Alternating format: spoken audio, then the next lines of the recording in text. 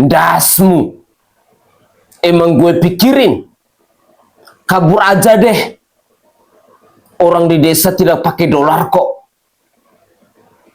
Ini adalah kata-kata blunder yang lahir dari mulut seorang Presiden Republik Indonesia yang bernama Prabowo Subianto. Pertanyaannya, apakah kalian kecewa? Apakah kalian akan marah? Apakah kalian akan mengatakan bahwa Presiden Prabowo Subianto adalah pemimpin yang tidak berbobot dan lain sebagainya? Bagi saya secara pribadi, memang itulah tipikalnya seorang Presiden Prabowo Subianto. Karena sudah sering kali kita selalu disuguhkan dengan pernyataan-pernyataan blunder. Pernyataan-pernyataan yang seperti anak-anak. Pernyataan-pernyataan yang tidak menunjukkan kewibawaannya sebagai seorang kepala negara. Berikut ini, saya akan menyajikan beberapa cuplikan video ke hadapan pemirsa sekalian. Dan mari, coba kita simak baik-baik. Coba kita renungkan baik-baik komentar-komentar pedas yang datang dari warganet, yang datang dari rakyat Indonesia dalam menanggapi ucapan-ucapan blunder yang datang dari Bapak Presiden Prabowo Subianto ini. Inilah cuplikan-cuplikan video selengkapnya. Dasar kakek-kakek nggak bener.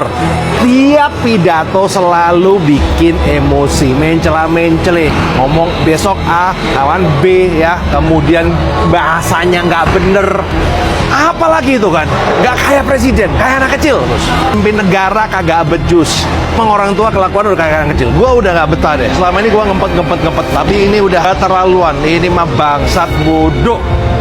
Endasmu, emang gue pikirin. Salam APBN, ambil positif, buang negatif, tonton videonya sampai habis. Gue tuh bingung ya, pejabat negara kita itu lagi mengayomi negara, apalagi nongkrong di kopi, lagi ngapain tuh gue nggak tahu tuh, gue bingung. Reaksi gue pertama kali waktu ada pejabat negara, waktu pidatonya ngomongnya endasmu, emang gue pikirin. Itu reaksi pertama gue langsung kayak, serius nih, kayak gini nih bahasa tutur kata kalimatnya. Masalahnya ini pejabat negara udah bukan calon lagi, tapi sudah menjabat dan ini adalah kepala negara gitu loh. Disclaimer dulu, gue bukan mengkritik isi pidatonya, gue bukan mengkritik isi narasinya gitu ya, tapi gue mengkritik kata kalimatnya gitu loh. Karena menurut gue, kata kalimat tersebut itu tidak pantas untuk dilontarkan oleh kepala negara ketika berpidato di depan banyak orang, di depan banyak rakyat gitu ya. Gimana kalau pidatonya itu ditonton sama anak-anak sekolah yang ngelihat gitu pemimpin negaranya ngomongnya endasmu, emang gue pikirin. Disclaimer juga, gue bukan mengkritik kebijakan yang beliau buat atau bukan mengkritik kebijakan yang sedang beliau pidatokan gitu loh. Ini gue mengkritik cara penyampaiannya. Ucapan seorang kepala negara itu memiliki bobot, didengar jutaan rakyat, ditonton media-media. Menurut gue, jabatan itu punya konsekuensi gitu ya. Dan apalagi pidato ini disampaikan oleh kepala negara gitu.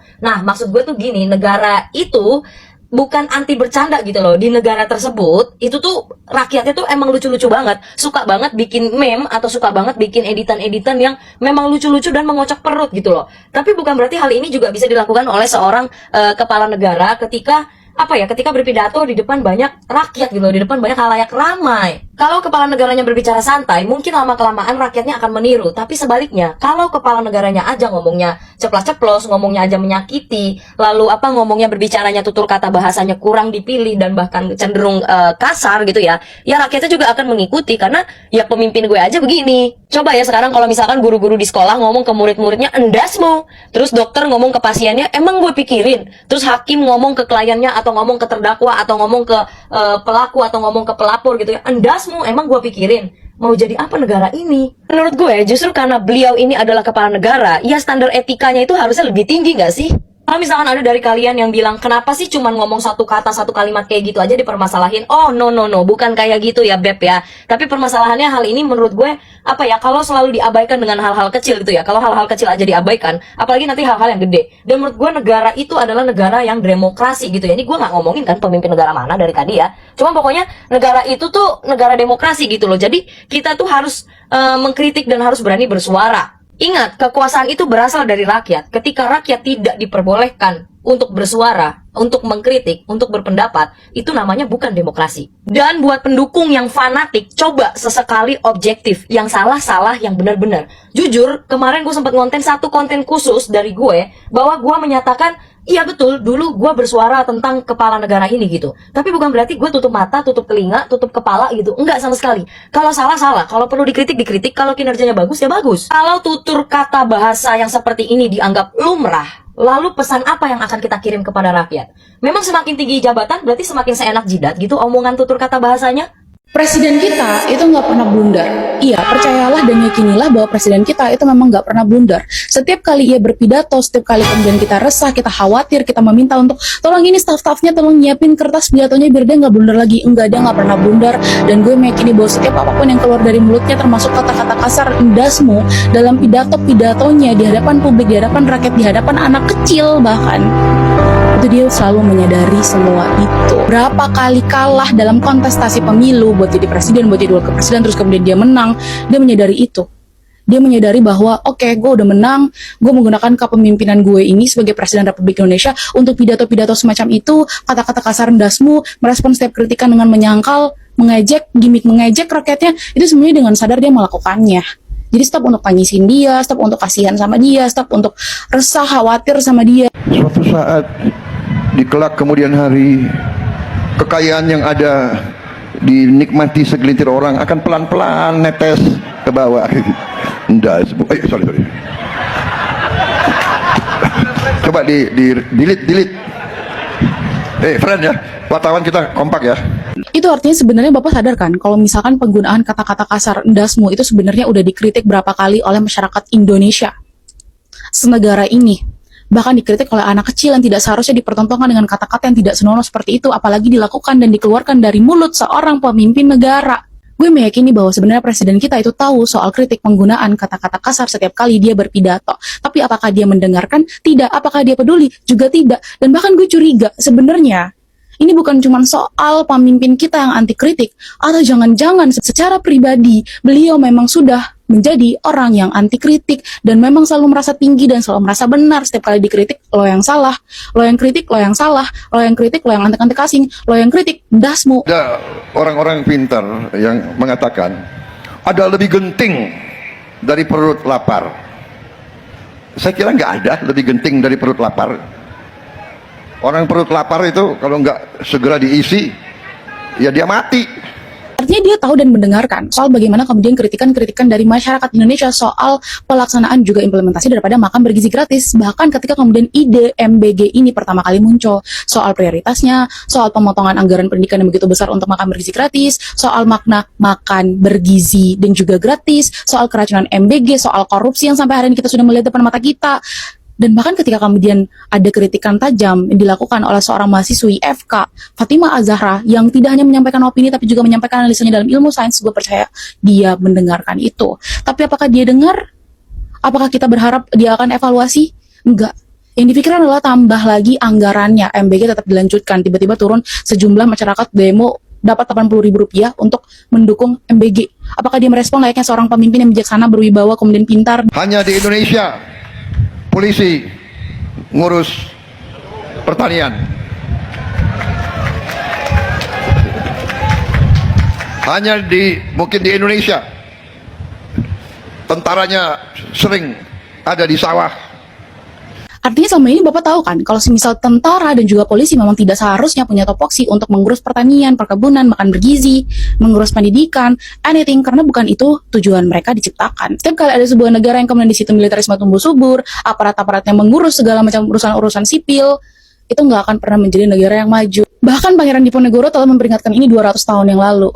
Bahkan runtuhnya Orde Baru telah memperlihatkan kita bersama tentang bagaimana dominasi daripada militerisme tumbuh subur justru menghancurkan negara kita, melahirkan kekerasan, melahirkan KKN, korupsi, kolusi, nepotisme.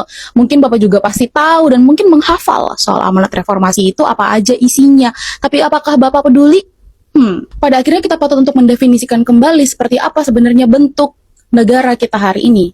Di negara yang otoriter, di negara di mana pemimpinnya anti kritik, cara-cara memimpinnya adalah dengan cara-cara otoritarianisme, di negara di mana militerisme itu tumbuh subur, mereka akan memimpin dengan cara-cara yang kita lihat hari ini. Apakah itu pendidikan bukan prioritas, isi perut adalah merupakan yang utama, menyangkal, berkata kasar, dan juga manipulasi adalah merupakan sebuah respon-respon untuk setiap kritikan dan juga jeritan rakyatnya, kekerasan dan juga kriminalisasi menjadi sebuah respon untuk kemudian membungkam rakyatnya, sampai dengan stigmatisasi dan juga labelisasi kelompok masyarakat untuk kemudian membunuh sesama rakyatnya. Hati-hati loh.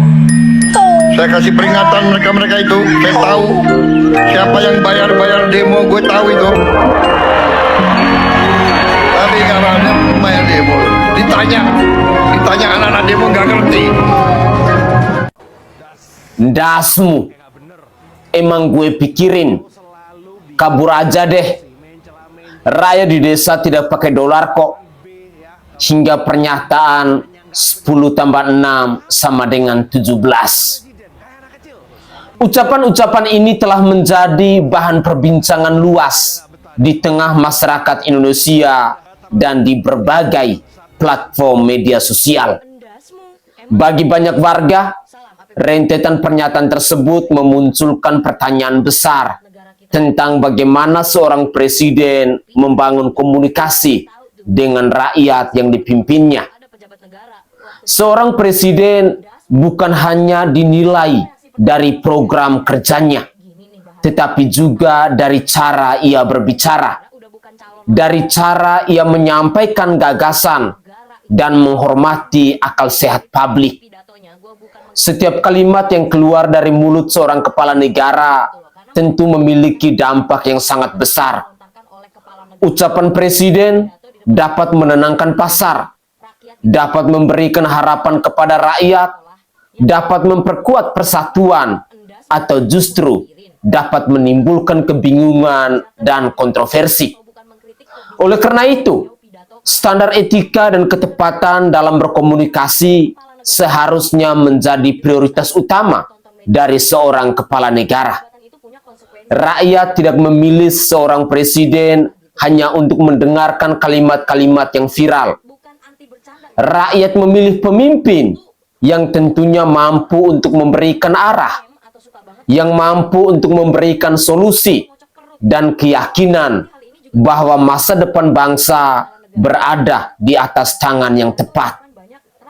Ketika yang lebih sering menjadi sorotan adalah ucapan-ucapan yang memicu polemik, maka sangatlah wajar jika muncul kritik dari berbagai kalangan. Di saat petani berjuang dengan biaya produksi, nelayan bergelut dengan harga BBM, buruh berjuang untuk memenuhi kebutuhan hidup, mahasiswa berjuang untuk memikirkan biaya pendidikan, dan masyarakat menanti lapangan pekerjaan yang lebih baik. Yang dibutuhkan adalah komunikasi yang memberikan harapan dan kejelasan. Rakyat tentu berhak untuk mengharapkan bahwa setiap pernyataan presiden mau mencerminkan kebijaksanaan dan kehati-hatian. Kepercayaan publik adalah modal terbesar dari sebuah pemerintahan. Kepercayaan itu tidak hadir karena jabatan, melainkan karena sikap, karena perilaku, dan konsistensi. Ketika sebagian masyarakat merasa kecewa terhadap gaya komunikasi dari seorang pemimpin, hal itu tentu akan menjadi masukan yang layak untuk diperhatikan. Dalam sistem demokrasi, kritik adalah bagian dari pengawasan publik, bukanlah ancaman. Menjadi presiden berarti menyadari bahwa setiap ucapan tentu akan direkam, tentu akan dianalisis dan dinilai oleh sejarah. Kata-kata dapat menjadi sumber kekuatan, namun juga dapat menjadi sumber kontroversi. Karena itu, banyak pihak yang berharap agar setiap pernyataan disampaikan oleh seorang presiden harus mampu untuk menunjukkan keteladanan, ketegasan, dan rasa hormat kepada seluruh rakyat Indonesia. Pada akhirnya, rakyat tidak menuntut pemimpin yang sempurna. Rakyat menuntut pemimpin yang mau mendengarkan, mau mengevaluasi diri, dan mau menunjukkan kualitas kepemimpinan dalam setiap kebijakan maupun ucapan. Demokrasi akan tetap sehat jika pemimpin siap menerima kritik dan masyarakat dapat menyampaikan pendapatnya secara bebas, secara bertanggung jawab, dan berdasarkan fakta. Dari cuplikan-cuplikan video tadi, kita sudah menyimak bersama-sama ungkapan-ungkapan kekecewaan, ungkapan-ungkapan kekesalan, cacian, makian, kritikan-kritikan pedas yang ditujukan kepada seorang kepala negara, yang ditujukan kepada seorang presiden. Saya secara pribadi hanya mau katakan bahwa mungkin ini adalah sifat asli yang dimiliki oleh seorang Prabowo Subianto. Sehingga kata-kata ndasmu, emang gue pikirin, serta pernyataan-pernyataan blunder lainnya sudah menjadi sesuatu yang lumrah di dalam dirinya. Mari kita coba simak lagi komentar dari warganet yang lain. Ini Presiden Republik Indonesia kan? Sudah pasti acara resmi. Tapi kok seperti acara anak SMP atau anak SD pentas seni teriak-teriak. Wah. Kok begini? Kok nggak tertib? Kok nggak menjaga wibawa? Yang presiden aku. Apa itu? Baru let call. Baru ada musang teriak-teriak. Wah. Ini negara loh. Kemana? Hah? Kemana wibawa? Disitulah kelihatan bahwa pemerintah sekarang menganggap Indonesia ini milik mereka dan istana itu seperti tempat mereka nongkrong. Jadi bebas sembrono. Coba ini kawan-kawan lihat video.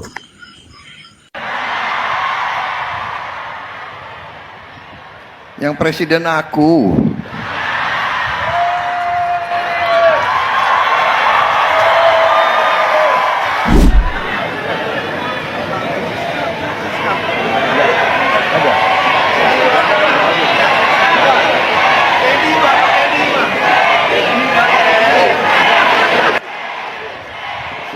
Sekretaris Kabinet Republik Indonesia.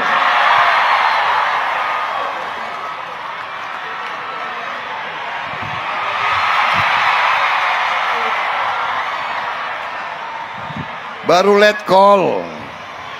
Let call kok disambut kayak begitu. Yang presiden aku.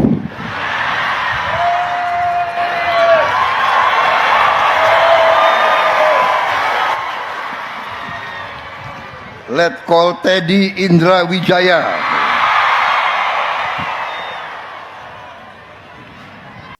Kalau perundingan tentang cita-cita bangsa ini harus kita lakukan, pertanyaan mendasarnya, Republik hingga hari ini hidup dengan apa? Hidup dari mana? Siapa presiden di Republik ini yang patut bangga dan mengatakan dia berhasil? Tidak ada. Republik ini hidup dari pajak rakyat kok. 82% pajak rakyat yang menghidupi kelangsungan Republik ini. Nggak ada presiden yang perlu merasa bangga. Dan pajak rakyat yang dibayarkan oleh rakyat kembali ke rakyat dalam bentuk iuran BPJS. Pendidikan juga tidak gratis. Ketika sakit dia harus berurusan bagaimana mengaktifasi BPJS-nya. Sementara di tengah itu kita diperlihatkan presiden membagi-bagi kekuasaan, melahirkan badan dan lembaga, memboroskan uang negara. Presiden melahirkan lumbung korupsi baru namanya MBG dan Koperasi Desa Merah Putih. Istana sedang memperlihatkan kita bahwa negara sedang dikelola secara ugal-ugalan. Kebijakan-kebijakan politik istana itu tidak mempertimbangkan rasionalitas dan akal sehat. Jadi kalau kemudian hari ini ada orang berdiri dan mengatakan Presiden Prabowo berhasil, ya dia berhasil. Dia berhasil menyusun fondasi rusaknya Republik ini. Maka harus dihentikan. Solusi terbaik yang harus dilakukan. Satu di antara presiden harus mundur. Dia nggak bisa perbaiki Republik ini. Nilai mata uang rupiah melemah, IHSG melemah. Daya beli segala macam. Problem utamanya presiden. Tidak ada dalam sejarah Republik ini seorang presiden menjadi objek taruhan dalam polimarket. Market digital. Tidak ada dalam sejarah Republik ini. Hanya Presiden Prabowo menjadi objek taruhan di bursa pasar digital, polimarket. Yang kedua, sekarang ini beredar meme, sell Indonesia. Dan di luar negeri orang mengatakan kita mau beli Indonesia, jual aja. Jual aja Indonesia. Jadi ada soal yang serius dalam kita bernegara. Maka yang harus kita potret hari ini adalah apa masalah besar bangsa ini. Pintu masuknya adalah rusaknya sistem politik, monopoli partai, peran DPR yang mandek, semua tidak berfungsi. Terus kita bicara bernegara. DPR hari ini bukan sekedar dayang-dayang, dia menjadi bagian dari kekuasaan pemerintah. Juru bicara presiden DPR. Anda bisa bayangkan fungsi check and balance tidak berfungsi. Lalu negara kita harapkan siapa yang mengawasi? Lalu rakyat ditekan untuk tidak berpendapat. Lalu semua orang di forum ini mengatakan Presiden Prabowo hebat. Hebat apanya? Pidatonya semua. Ya saya mau mengatakan di pikiran presiden hanya satu.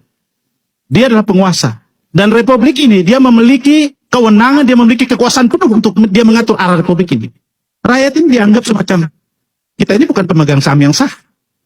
Kalau kita mau buat analogi, apa sih tujuan kita bernegara? Tujuan kita bernegara itu adalah kita bentuk sebuah negara, ada rakyat, ada wilayah, ya. Kemudian ada sumber daya alam. Memerlukan sebuah pemerintahan yang sah. Pemerintahan yang sah itu ditugasi ngurusi kemampuan rakyat. Itu mengapa pasal 33 kita tempelkan pada undang-undang dasar supaya negara tidak memeras pajak ke rakyat dan hidup dari pajak rakyat.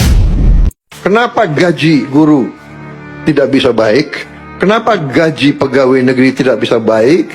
Kenapa anggaran selalu kurang? Iya kan? Karena uangnya nggak ada. Boleh tanya menteri-menteri dan anak buah saya. Kadang-kadang mereka minta, kami punya anggaran ini Pak. Berapa kau butuh? Saya butuh 5T. Saya kasih 10. Bayangkan kapan ada presiden kayak begitu itu. Giliran naikin gaji guru nggak ada uangnya. Giliran menteri minta 5 triliun, dikasih 10 triliun. Ngasih motor buat guru di pelosok, nggak bisa. Tapi beli motor listrik triliunan buat BGN, bisa. Pas pidato, kenapa gaji guru nggak baik? Kenapa gaji pegawai negeri gajinya nggak baik? Kenapa anggarannya selalu kurang? Itu karena uangnya nggak ada. Uangnya diambil terus. Lah orang disediakan uangnya buat diambil, ya diambil lah. Udah jelas pejabat kalau berurusan dengan uang pasti lupa sama cita-citanya masuk surga. Apalagi ini diberi jabatan tinggi, ngurus uang besar, tanpa pengawasan. Katanya karena rasa kepercayaan. Nggak semua orang bisa dipercaya, apalagi urusannya sama uang. Coba kalau uangnya nggak disediakan, pasti nggak ada yang ngambil, nggak ada yang korupsi. Punya program MBG, programnya besar, menggunakan uang juga besar. Tapi yang megang bukan ahlinya. Masa ahli serangga diberi jabatan Kepala Badan Gizi Nasional, mengurus gizi manusia, sedangkan dia biasanya memenuhi gizi binatang. Dia nggak ngerti, mana paham. Disuruhnya beli makanan untuk disajikan ke anak manusia, malah yang disajikan malah makanan kayak makanan buat binatang. Ya wajar. Orang dia ahli binatang, ahli gizi binatang, yang disediakan ya makanan basi lah, makanan mentah lah. Kalau binatang dikasih makanan basi nggak apa-apa, dikasih makanan mentah nggak apa-apa. Lah ini, anak manusia, dia keracunan lah. Apalagi nggak diawasin sama kepala BGN-nya, dia nggak turun ke lapangan. Makanya dia bilang, 1 hari 1 SPPG motong 1 ekor sapi. Setiap hari, wih, kayak apa tuh sapinya? Hantu sapi kali yang dipotong. Orang kenyataannya anak-anak dibagiin tempe, tahu setiap hari. Semua program pemerintah itu hampir semuanya ada yang korupsinya. Bantuan Chromebook ada korupsinya. Bantuan dana tunai ada yang korupsinya. Bantuan BOS ada juga yang korupsinya. Hampir semua program ada korupsinya.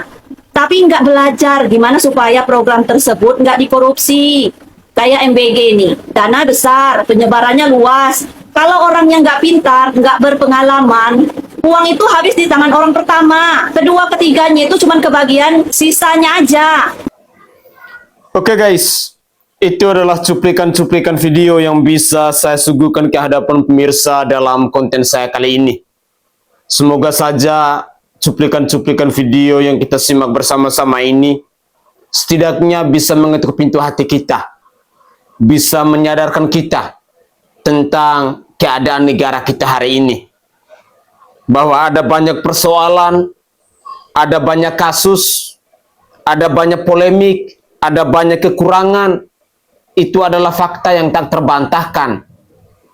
Bahwa ketika hari ini kita menyaksikan bersama-sama banyak sekali cuplikan-cuplikan video yang mengecam pernyataan-pernyataan blunder yang lahir dari mulut seorang kepala negara, yang lahir dari mulut seorang presiden, itu adalah fakta yang tak terbantahkan. Lalu ketika ada yang mengungkapkan kekecewaannya, ada yang mencaci maki, ada yang mengungkapkan kekesalannya kepada seorang kepala negara, yaitu Bapak Prabowo Subianto. Bagi saya, selama kita mencaci maki, selama kita mengecam, selama kita mengkritik, selama kita mengungkapkan kekecewaan kita, tetapi tidak pernah didengar, tetapi tidak pernah dievaluasi oleh para pemangku kekuasaan itu, maka percuma. Makanya tadi di awal video saya katakan dengan tegas bahwa mungkin inilah karakter asli dari seorang Prabowo Subianto. Mungkin inilah sifat asli dari seorang Presiden Prabowo Subianto yang hari-hari belakangan ini selalu disuguhkan kepada masyarakat Indonesia. Selalu mengucapkan kata-kata yang senonoh. Ndasmu, emang gue pikirin, anjing, dan lain sebagainya. Goblok, dan lain sebagainya. Sekali lagi, percuma kita bersuara lantang kalau memang kekuasaan kita hari ini sama sekali tidak mau mengevaluasi diri, sama sekali tidak mau mengintrospeksi diri. Tetapi saya sangat yakin dan percaya bahwa kalau seorang kepala negara, kalau para penguasa yang berkuasa hari ini, yang berkuasa di rezim ini, tidak mau untuk mengevaluasi diri, tidak mau untuk mengintrospeksi diri, tidak mau untuk mengevaluasi berbagai macam program kerja dan kebijakannya, maka percayalah, reformasi jilid 2 yang digaungkan oleh para mahasiswa hari ini, itu mungkin akan terjadi. Sekali lagi, yang digaungkan oleh para mahasiswa, bukan oleh para mahasiswa, bukan oleh para mahagoblok, bukan oleh para mahadungu. Semoga saja kita masyarakat Indonesia bisa berpikir secara objektif. Benar kita katakan benar, salah kita katakan salah. Yang perlu dikritisi, mari kita berani untuk bersuara lantang. Saya Sainai dari Provinsi Nusa Tenggara Timur, saatnya kita yang rakyat jelata harus berani untuk bersuara. Salam hormat, salam NKRI, dan salam Pancasila untuk kita semua.